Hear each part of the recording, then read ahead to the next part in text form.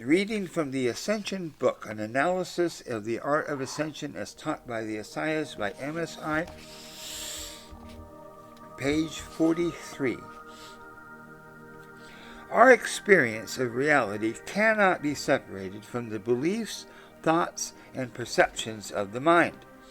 The major function of the mind is to create what it thinks is reality. The mind is like a mirror. If the glass of the mirror is dirty, the reflection is necessarily going to appear hazy or distorted. What is never experienced is the actual reality of anything, but only its resonance with our beliefs, judgments, and internal programs. What is this mirror? Without the reflection of objects, it vanishes. The mind can reflect anything, but without something to reflect, it is only awareness itself, impossible to grasp by the intellect. The true nature of the mind's awareness can be experienced through systematic reduction of the reflection of thoughts and objects by ascending, but it can never be understood by the rational facilities. If we abuse the mind, we fall sick. If we use it as it was designed to be used, we find that the physical and mental health are byproducts of its natural style of functioning.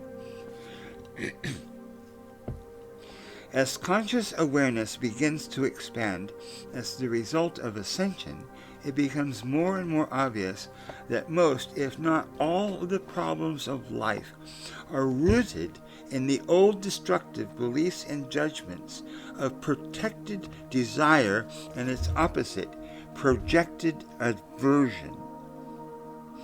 Every mind is subject to misinterpretation of everything until the awareness of the Ascendant is stabilized. The waking state is collective hallucination. The hypnosis of the cultural conditioning of humanity is a result of the mind's inherent tendency to define or name everything. Naming occurs when the mind organizes perceptions into an object, then assigns meaning to this mentally created object. This artificial reality is nothing more than an artifact of sensory perception. It is an outpicturing of a collection of images or concepts in the mind. It has no independent or external existence. Nothing exists in isolation from the value we assign to it.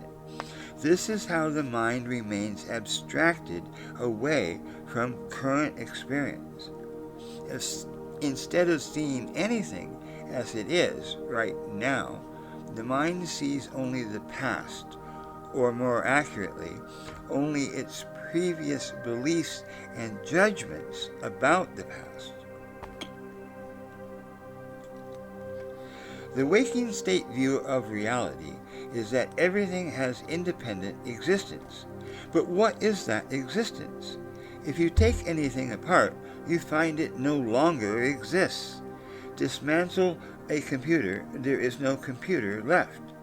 Computer is just a name we have assigned to an appearance, a collection of components. External reality is phenomenal only. It is called mithira in Sanskrit.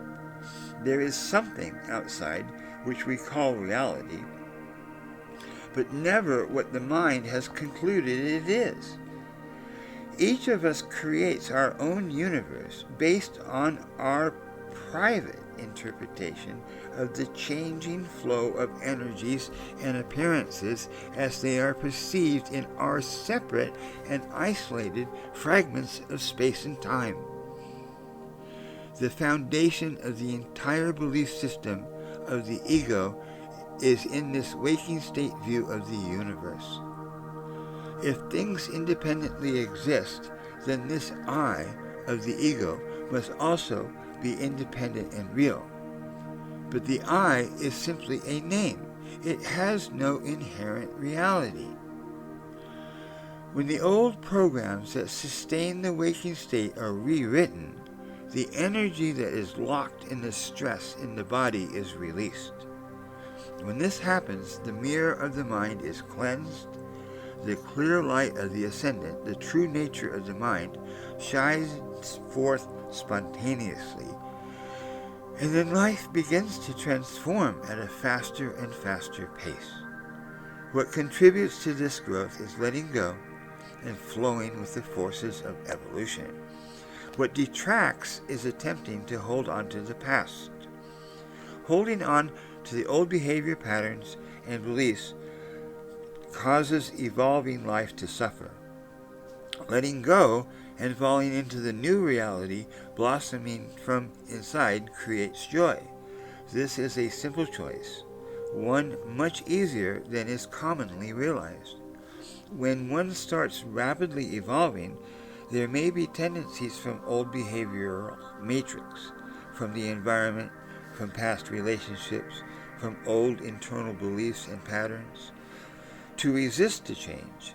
Guilt is often employed to keep change from occurring. Quote, "How could you do this to me?" is the cry the embittered parts of the past. How could you be so thoughtless, so uncaring?